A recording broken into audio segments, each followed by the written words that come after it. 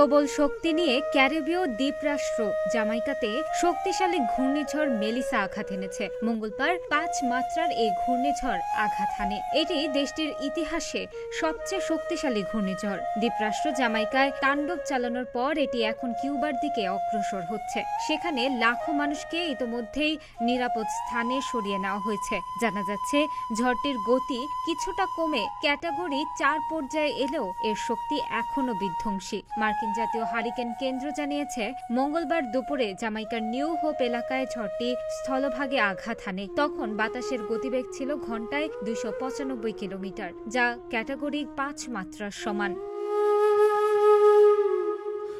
এদিকে জামাইকার বিভিন্ন সংবাদ মাধ্যম থেকে জানা যায় প্রবল বাতাসে গাছপালা উপড়ে পড়েছে, বিদ্যুতের খুঁটি ভেঙে গেছে, অনেক এলাকায় বিদ্যুৎ নেই। উদ্ধারকর্মীরা সড়ক পরিষ্কারে ব্যস্ত রয়েছেন। অন্যদিকে দ্বীপে অবস্থানরত প্রায় 25,000 পর্যটককে নিরাপদে রাখতে হোটেলগুলো কম মূল্যে আশ্রয়ের ব্যবস্থা করেছে। ক্ষয়ক্ষতির ব্যাপারে জামাইকার প্রধানমন্ত্রী অ্যান্ড্রু হলনেস বলেন, এখন পর্যন্ত আমরা যেসব তথ্য পেয়েছি তাতে হাসপাতালগুলো ক্ষতিগ্রস্ত হয়েছে, আবাসিক ও বাণিজ্যিক ভবনের ব্যাপক ক্ষয়ক্ষতি হয়েছে, এমনকি সড়ক অবকাঠামো মারাত্মকভাবে ক্ষতিগ্রস্ত হয়েছে। প্রধানমন্ত্রী আরো বলেন, এখন পর্যন্ত কোনো মৃত্যুর খবর পাওয়া যায়নি, তবে ঘূর্ণিঝড়ের তীব্রতা ও ক্ষয়ক্ষতির পরিমাণ বিবেচনা করে আমরা কিছু প্রাণহানির আশঙ্কা করছি।